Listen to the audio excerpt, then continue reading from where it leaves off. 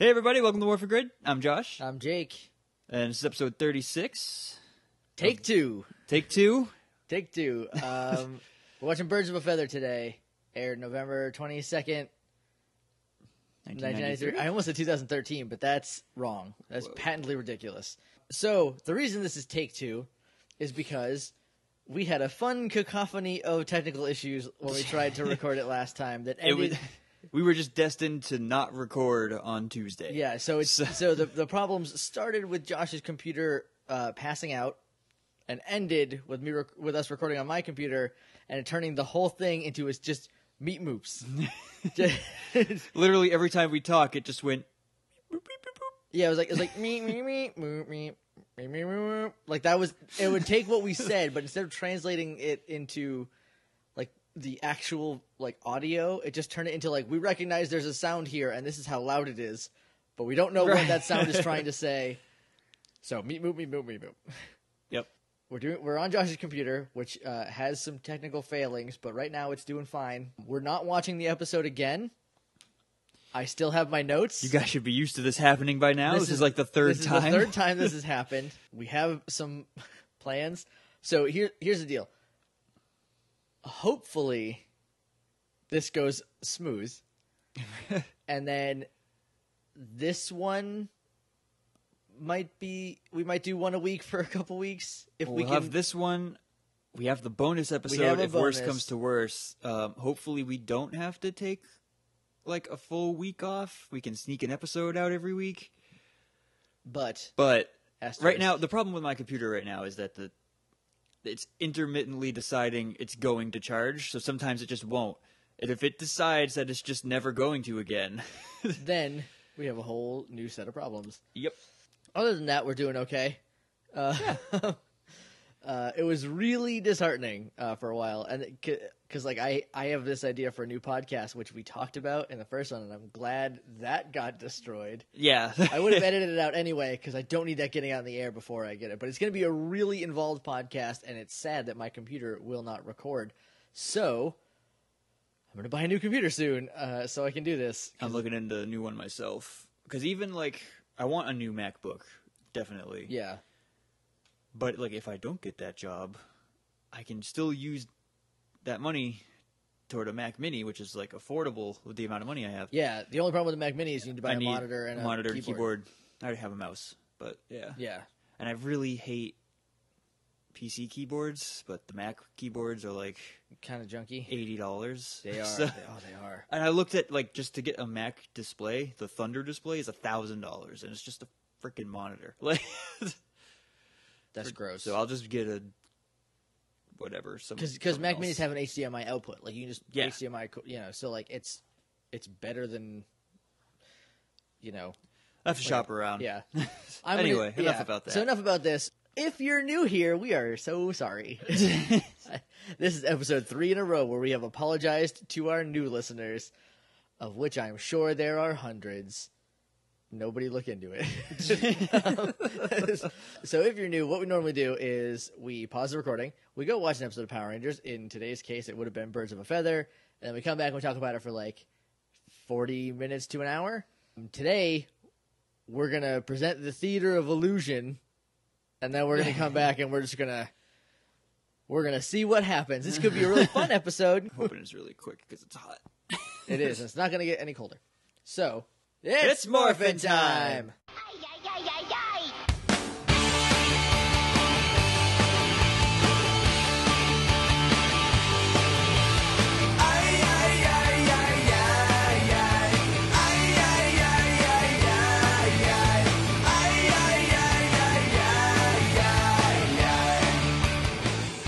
And we're back. We didn't just watch Birds of a Feather. Hopefully you did. We just watched it about 4 days ago. About 4 days ago. There's a lot of stuff that's pretty fresh, and I think coming down from it, like having that separation, we won't be so confused. Maybe. I mean, look, my notes are thorough as they're getting. So before we do that, though, morphingrid.tumblr.com is our website. littleidiots.morphingrid@gmail.com if you want to email us, if you have questions or comments, or you want to quiz us. I'm trying to think of other sounding things. Concerns?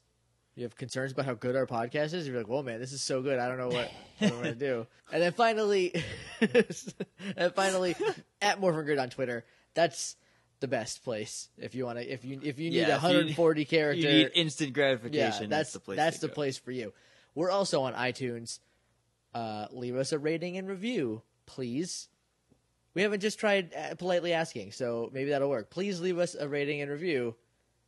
We would appreciate it. Thank you.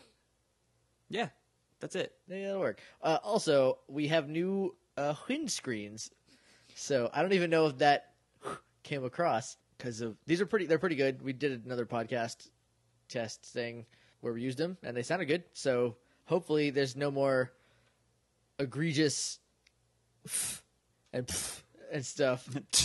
a lot of like if I say you've been pranked without it getting all weird at the end. So yeah, we're just gonna jump. Let's do it. Back into the episode. Imagine, if you will, that we just watched Birds of a Feather. I keep wanting to call it Life is a Feather. That is so wrong. I don't know why I want to call it that. You're awful with names lately. I know. It's been a bad... The Green with Candle podcast that we did. Kept calling NXT Impact. That's awful. That was bad. Okay, so we started off with Zach teaching a karate class of like 6 kids. And they're all doing regular karate. They're doing like regular katas.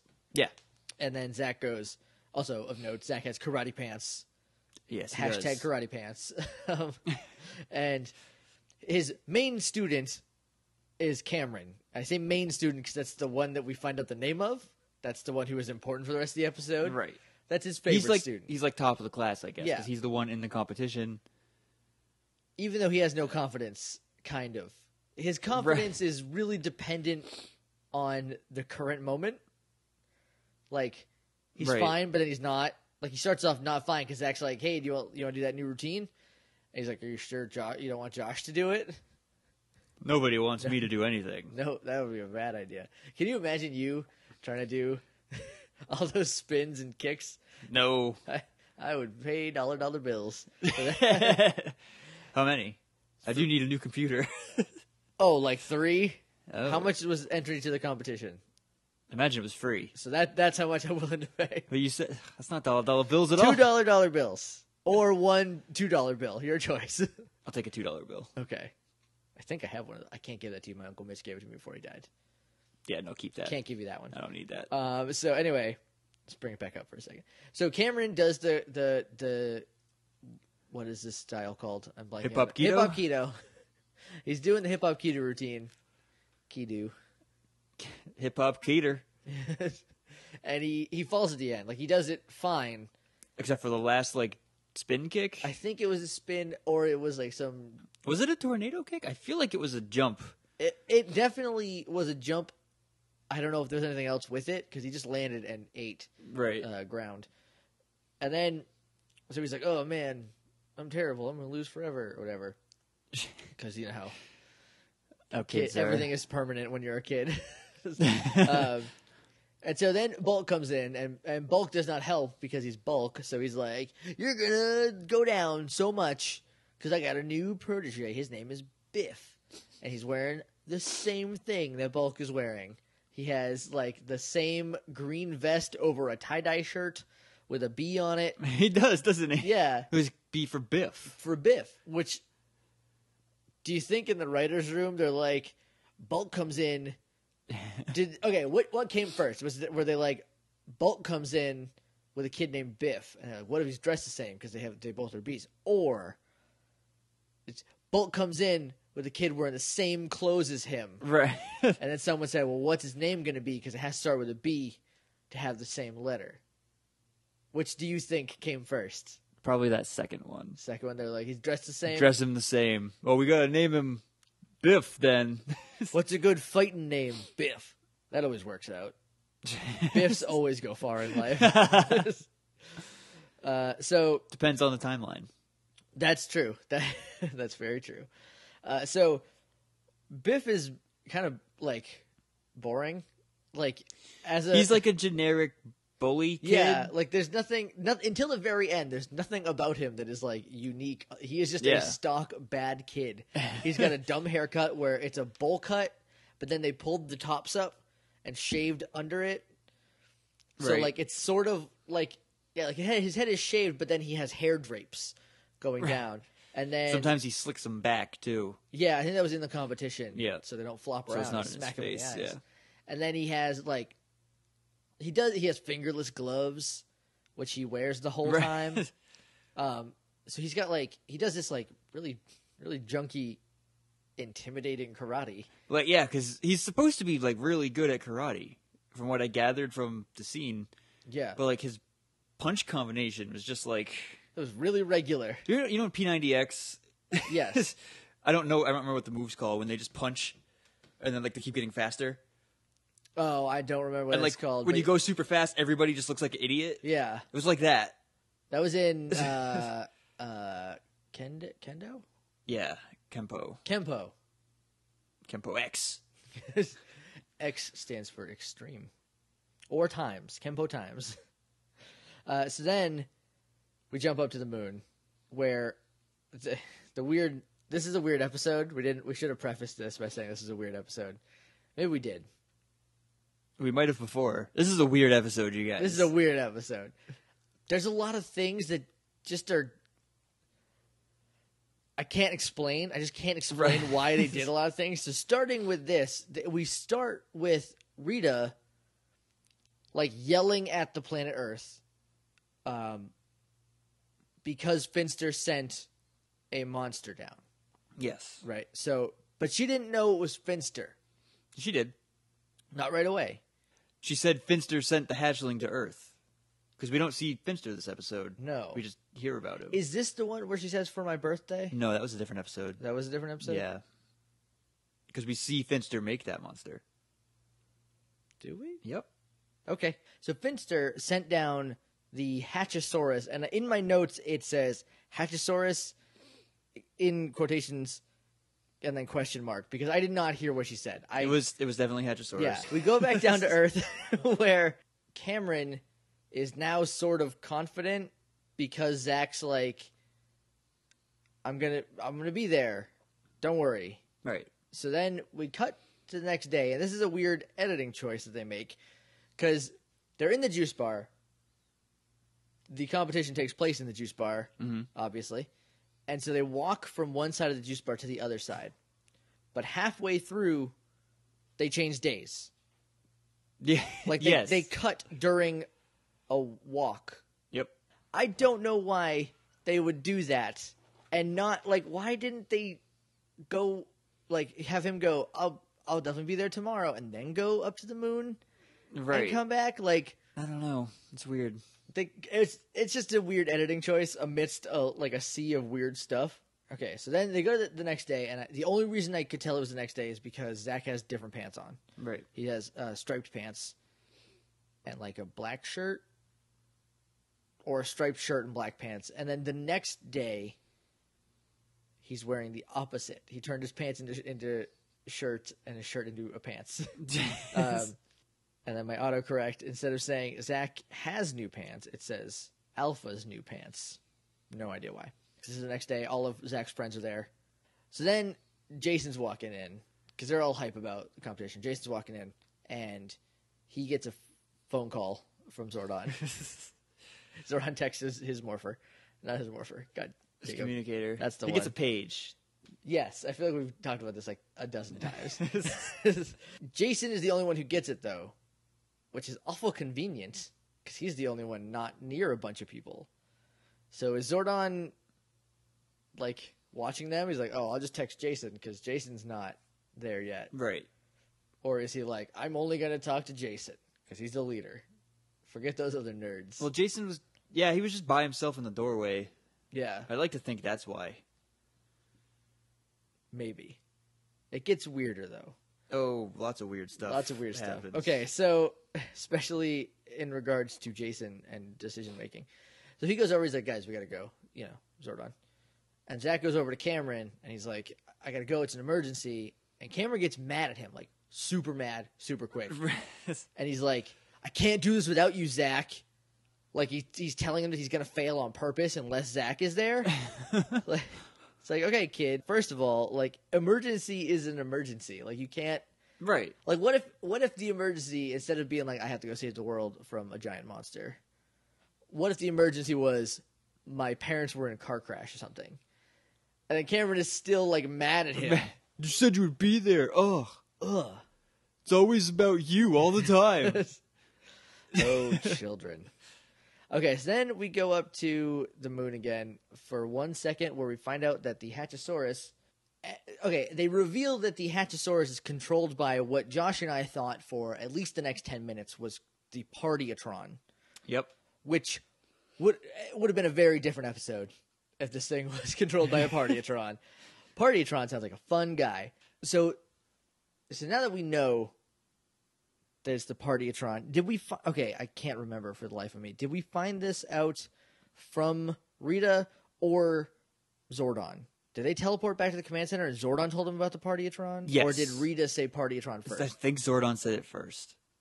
Okay. I thought Rita said it first, and then she might have. I don't remember. The only thing I do remember is that Zordon explains it to them while watching the viewing globe. Yes. I think what happened is they went to the moon. We went to the moon. She said, "Oh, control the Partyatron." We jumped back down, and they went to the command center, and then Zordon immediately explained it again. Right. Because they watched... That could have been that. Yeah, because regardless, the end game... I think you're right. Yeah, I think that's right. Because my next note is just very fast escalation, because they go there, and they're like, Partyatron is in the Hatchosaurus. And then it's like, okay, Morpher. We got to morph. Get in the Zords. They get in the Zords. We need Dragon Zord. The Dragon Zord comes out. Like, they don't even turn into Megazord yet. They just call Dragon Zord offhand. Yeah. And Dragon Zord, because Hatchosaurus is fully grown. They don't need to make it grow. Imagine if Rita would have been like, make my monster grow to this. It'd be like, half of it would be in space. Right. They could grab the moon and beat the Earth to death with it. It'd be like Serpentera. Serpentera was pretty huge. It was giant. Yeah. Oh, I really like Serpentera. We'll get there in like 100 episodes. Almost exactly 100 episodes, Almost. I think it's like 144. That's season 2, right? What even happens in season 3? Oh, that's all the weird ninja stuff. It's all the ninja stuff. Okay, so it is season 2, which means it's like 80 episodes from now. Oh, perfect. So, done in no time. 40 weeks, if we can get to a week. Yep. Provided nothing goes kerblooey. It's only 10 months. It'll be fine. Yeah. Yeah, it's fine.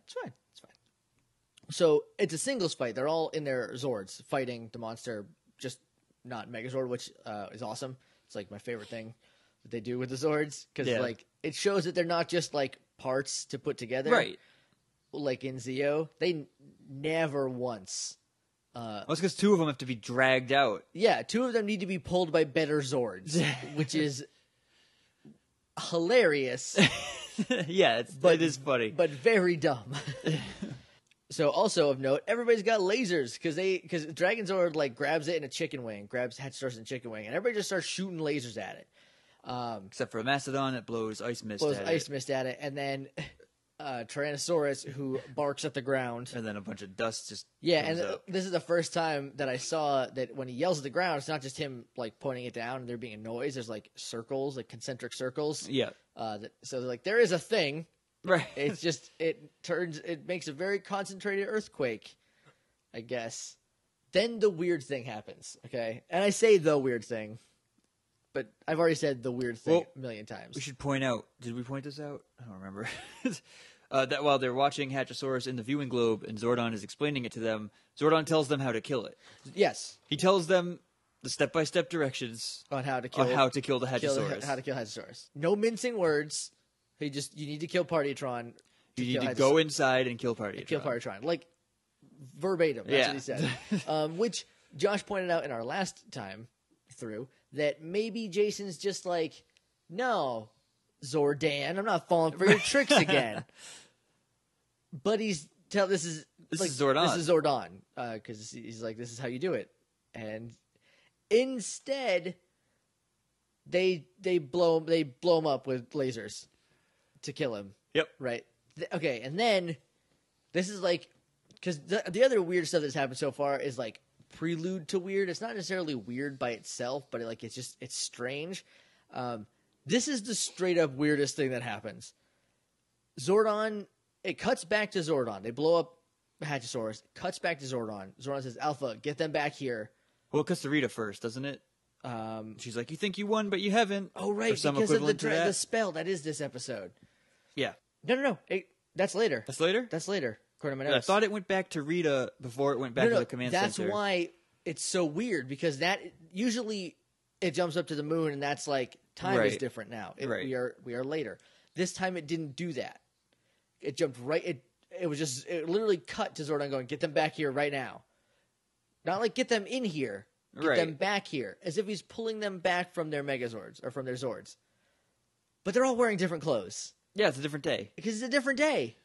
Time has passed in the interim. This is twice that they just changed days. That they cut, and then it's a new day without any way of telling us. And that's not good storytelling. No. I don't know. Like, we were talking about it, like, why didn't they just jump up to Rita between this? You know? And, like, they could have just moved something a minute. Like not even a minute. Like 35 seconds earlier. Okay, which makes this next thing especially off-putting. The thing with Rita that we just mentioned. Or no, never mind. That's in a minute. Now I'm all jumbled up. Okay. He calls him back in. And then he's like, Hatchosaurus is putting itself back together. And you see like the pieces like roll uphill to show you that it's going back together. Yep. Because that's how they could do that in 1993. Just film it falling down the hill and go back up. And so they go back to fight it, even though it's another day. So I guess there was just giant chunks of Hatchosaurus sitting all over Angel Grove. I get, because this monster wasn't destroyed. Yeah. So I imagine like when a monster is destroyed, it blows up and then disappears like the putties do. Yeah. But this one wasn't wrecked because the monster is Partyatron. Right. It just has Hatchosaurus around it, I guess. Yeah. But there's definitely two different consciousnesses. Yeah. Hatchosaurus is basically a wild animal. Like, it doesn't do anything intelligent other than, like, I guess it can breathe on its own. But, like, you know, it's not like it's not yelling at them like a lot of monsters do. It's just like, I'm going to kill you. Doesn't even say that. Just growls and stuff. Right. Partyatron, on the other hand, is sassy as heck. And we'll get there. So they jump back into their Zords, and they immediately go to Mega Dragon Zord. Because it's stronger now. Right. Because, okay, it has spikes on its chest, and we didn't notice if it had... They're just Megazord. Are they just Megazord? Because they use the Power Sword. Yeah, because Dragon Zord is bound at this point. No, my notes say that's in a second. So... That when we see him bound. Because he walks in... all sad like I do. Remember, because there's the scene of him walking over the woods all sad because he doesn't have a ranger anymore. Which is like, if it takes place between days, did he never go back to the ocean? He's just like, is he just lost without Tommy? Like, they can't even give Tommy the dagger just to like communicate with him? Tommy's not even in this episode. Tommy had to go back to Pacoima or wherever. Like, he had to leave. That Native American reserve. Right. That he goes on his ninja journey. His Zeo quest. It is the Zeo quest. Yeah. He's there, I think, a little bit before. No, that's the first time he goes there. Mm-hmm. I really love that. I have some fun stories about the first episode of Zeo when we get there in like a year and a half. And I'll remember them. I've held on to them since I was 7. Don't worry. Right. So, yeah, Rita yells a spell at the Dragon Zord. I feel like... No. Okay, this is like people who have amnesia trying to piece back together their lives. I know they don't go Mega Dragon Zord yet, because that's the end of the episode when they blow up Cardiatron. So because I know it's just Megazord on the ground. Because then Jason calls Dragon Zord from there while they're getting spike hugged or whatever, and he has to do it like 3 times. But it doesn't work yet because it has to. It's until like later when he's like inside, because they kill Hatchosaurus again with a Power Sword. Yeah, that's after they go down. They're Megazord the whole time. That's after they are knocked down? That's not... Yeah, because they're down and Dragon Zord doesn't come, so they call the Power Sword, which swoops in and hits him. Right, okay. Yes, that is what happens. Because Rita yells a spell at Dragonzord. Do you want to explain your theory on the spell / the spell? Oh, yes. That she has all these spells, and we're always like, why didn't she just do that in the first place? And it's the theory that I have is that all of her spells are only one use. Because we only ever see them one time. Like, she never does this to Dragonzord again. No, not that I know of anyway. Or any other Zord. Yeah. Like, you are not going to get this reference, and a lot of our listeners might not. There's a comic book called Runaways, and one of the main characters is a witch. She finds out she's a witch, like, in the first episode. Like, she just doesn't just know. Right. But basically, she has a staff called the Staff of One, and you can cast any spell you can think of, but only one time. Right. And to cast a spell a second time, you have to, like, change it and change the wording, and it has to be, like, a baseline, like, different spell that can have some of the same effects. Like, teleporting, she's figured out, like, a bunch of different ways to teleport. Right. But, like, a lot of them, she eventually just gets, like, really weird with it. Like, she just starts, like, singing lyrics, and, like, things happen. But, like, the staff gets upgraded at some point, and it looks a lot like Rita's staff. Really? When it gets upgraded. Now that I'm thinking about it, now that you say that, like, and like I said, the hook is she can only use it once, so, like, right. You know. Except for making her monster grow, because that's just the power of Rita's wand. Yes, yeah. Her wand that is as tall as she is. Yep. Because magic staff making my monster grow doesn't have the same ring. Doesn't have the same ring to it. So they kill Hatchosaurus again, and it blows up, but then immediately comes back together this time. Right. It comes back with, like, horns coming out of its back and head. Yeah. And we didn't notice, and we didn't watch the episode again, so we couldn't see if we didn't notice or if it just wasn't. But when it comes back, it has spikes on its chest because it gives a death hug to Megazord.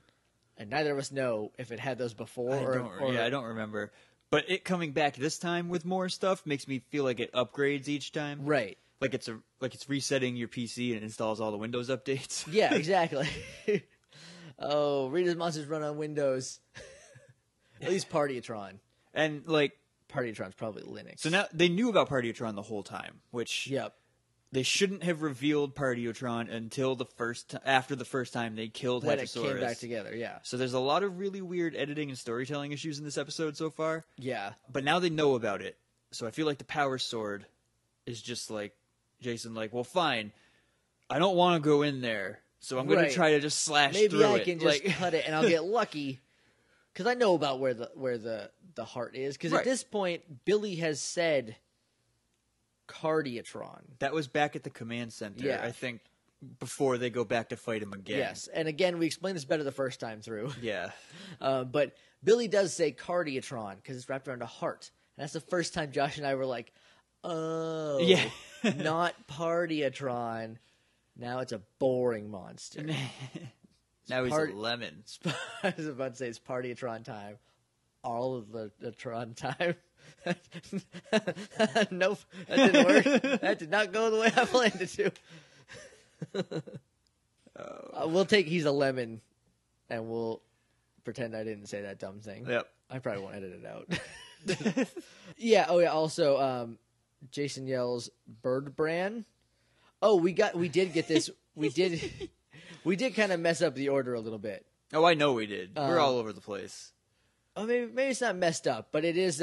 We did forget one thing. Jason, when they're in the command center, and he's like, "He can come back to life, or come back together, thanks to Partytron." Like I told you before, Jason's like, "If we don't stop it, it'll destroy the whole Earth." Like he gets super serious about this. That's what all the monsters will do if you don't stop them. Yeah, that's their thing, right? Like that's kind of their goal is to like conquer and therefore destroy a heck of a lot of it. Jason calls Hatchosaurus Bird Bran. Yep. He says brain, but he's got that shouty outdoor voice. So it's his Power Ranger voice. Yeah, he's Bird Bran.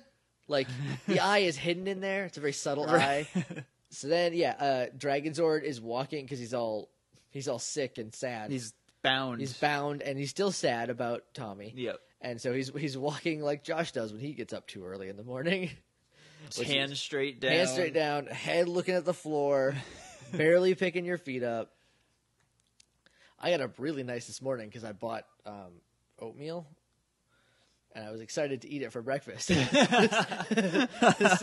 So I had to wake up earlier than normal. I got a spring in my step. I was like, peaches and cream oatmeal. I hope it's good. And it was. Oh, good. Target brand peaches and cream oatmeal. Glad that worked out for you. It did. So Billy, at this point, has figured out that something is interfering with Dragonzord's mega receptors. His mega receptors. And Billy figures this out the same way he figured out how to get off the island, which is that he basically guessed and was right. Yeah. Because he's the smartest guy in any room forever, pretty much.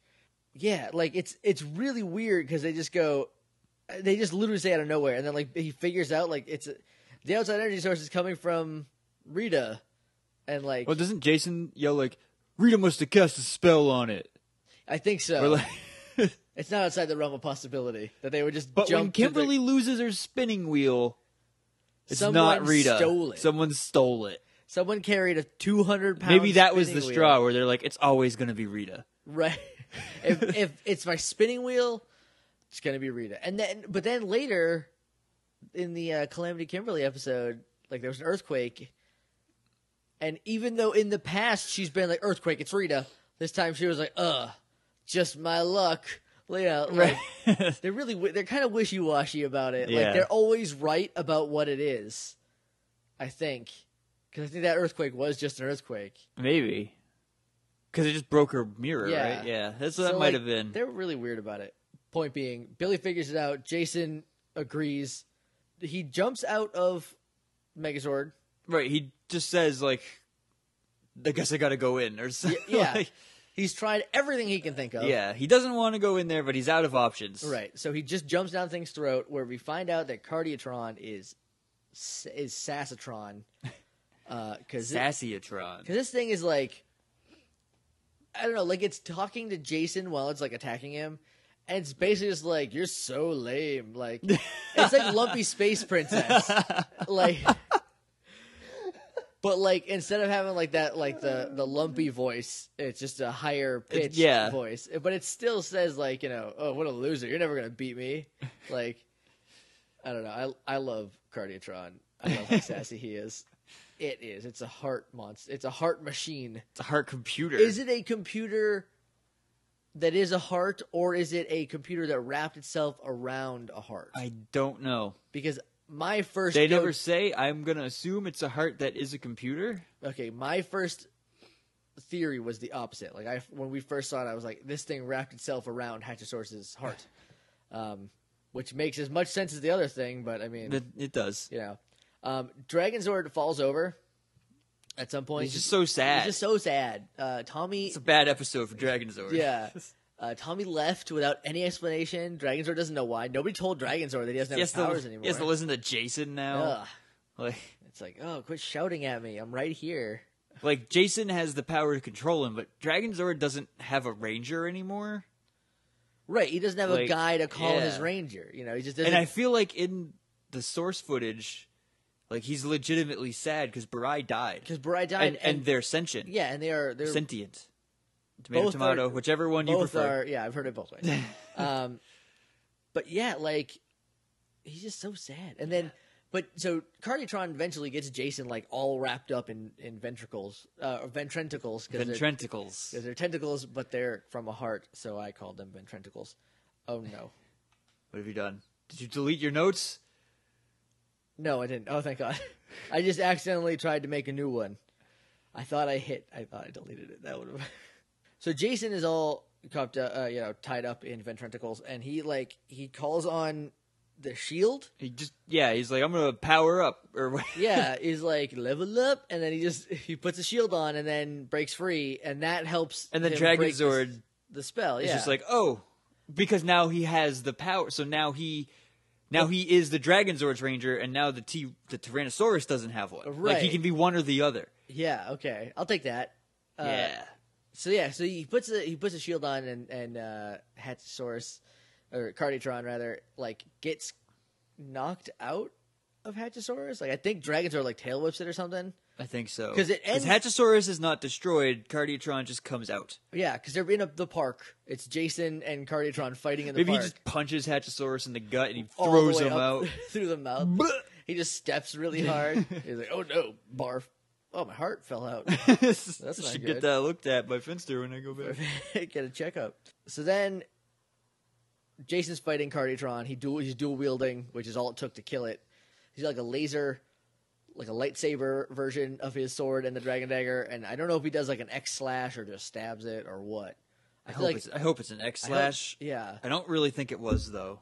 No, because I don't remember that. I think he just he might slash with both of them separate. Right. He might come down with them. That's what I thought, but I want it to be an X slash because come on, right? It's classic. It's right there. It's right there. You got two weapons. They make an X. I'll take whatever you'll give me though. Jason from the ground is sick of this. He's done with it. Yeah. So he's like, let's get Ultrasaur. Oh, take him out. And so he kills Cardiotron and immediately is like, final boss. Let's just let's murk it. They kill Cardiotron, or not Cardiotron, Hatchosaurus. And then we go back to the Ranger, the unmorphed stuff to round out the episode. Which, by the way, they've been dealing with Zordon for so long that they should have just listened. They're unwilling to listen to Zordon at some points. Yeah, because they know he's gonna just send them the wrong way. Trying to feed Jason to the Hatchosaurus. Yeah, that's what I would have thought. Especially the last string of episodes where he's like, "Just let the monster destroy Angel Grove. Don't worry about it. It'll be fine." So this is the same day. Because they're wearing the same clothes they were when they changed between cuts. Yep. So Cameron, apparently yesterday, he did fine. This is the only time we find out the time has passed. Because Zach's like, sorry about having to bail on you yesterday. There's an emergency, I had to do it. And Cameron's like, I guess that's fine. Whatever. And so, he's mad at Zach, but he isn't immediately because Zach's like, because then, Biff comes in and it's Cameron versus Biff. And Zach's like, you're going to be fine. Everyone's going to be okay. Right. And he's like, well, now that you're here, all right. I guess I can win now because you're here. Yeah, even though he won all day yesterday. He got to the highest level. The highest level. Yellow belt. The finals. Or green. Was he green? He was green. I think he was the highest level in the class. Yeah. He said he got to the highest level, but he meant he got to the last round. Yeah. It's just a weird way to say it. Yeah, it's a lot of weird stuff happened in this episode. That's the least weird thing. Right. So then, Cameron versus Biff. That's my note. Let me do that again. Actually, I just read. So then, Cameron and Biff fight. They have both made it to the finals. Biff is wearing a black gi because he's the bad guy. And bad guys wear black. Yep. That's the rules. So, I don't know. I was writing a note, so I don't remember how Biff took Cameron down. I know one time was Rob Van Dam's finisher. Yes. And then there were two other times because he took him out 3 times right out the gate. Yeah, I don't remember what they were either. And then, but there was some back and forth between them. Yep. And then Zach goes, use that new leg move that we thought up. And then Cameron from there sweeps. Well, Biff goes for a side kick, and Cameron just sweeps out the leg he's standing on. Sweeps the leg because he's Cobra Kai. I don't know what that means. It's from Karate Kid. Sweep the leg, Johnny. Oh, got it. Okay. Cobra Kai is the bad dojo. Yes. Gotcha. Haven't seen the Karate Kid in a while. That's fair. Forgot most of the names. I only remember. Daniel-san? I know Daniel-san. And Mr. Miyagi. Mr. Miyagi. Johnny.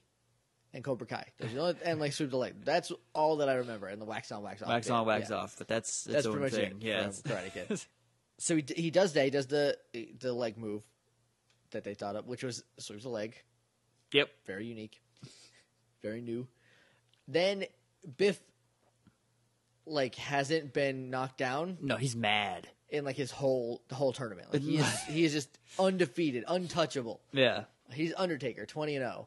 And then Cameron knocks him down once. And he's like, So he runs at him, and then Cameron just, dodges and flips him really quick. Yep. And that doesn't help Biff's anger.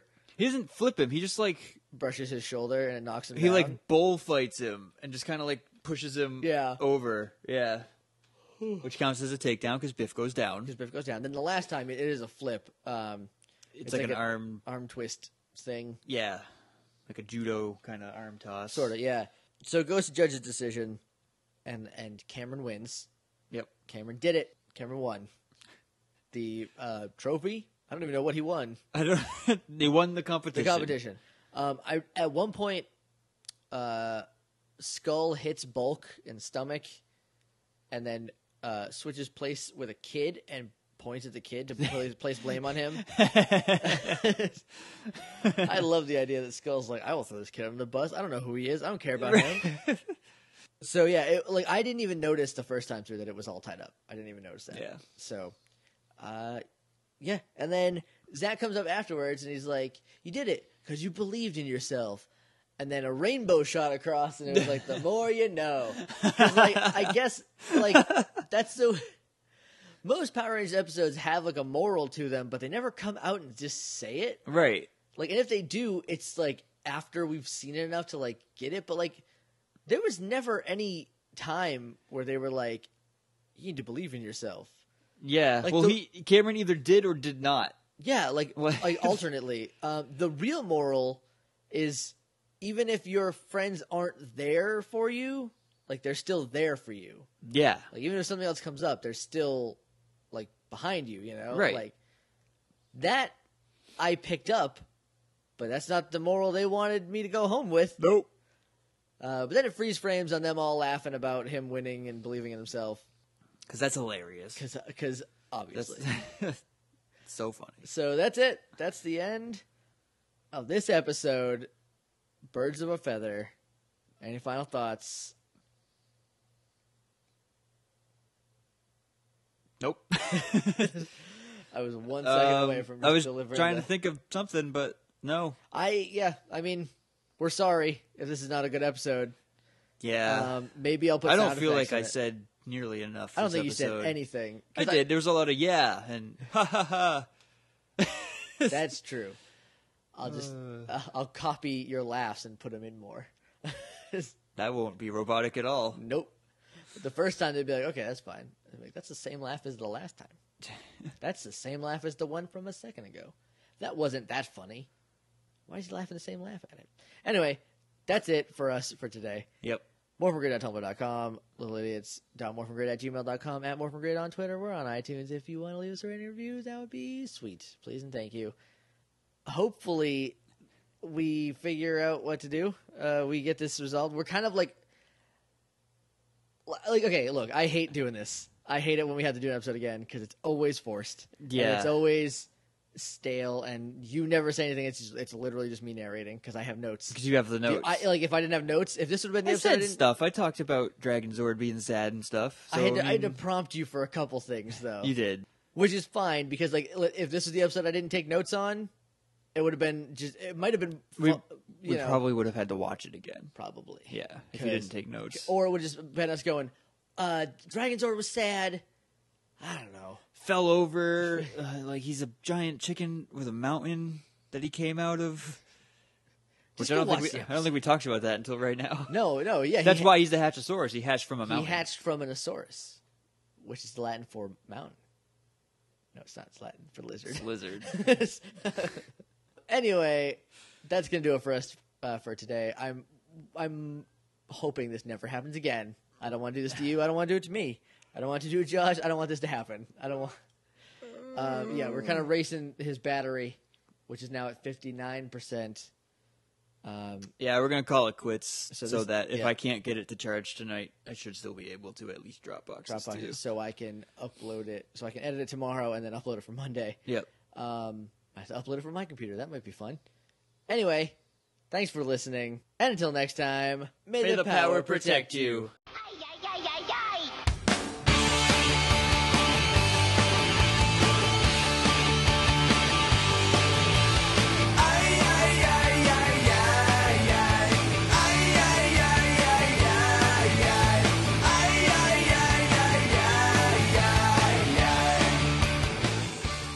And in case you were wondering what all those meat moops would have sounded like, here they are!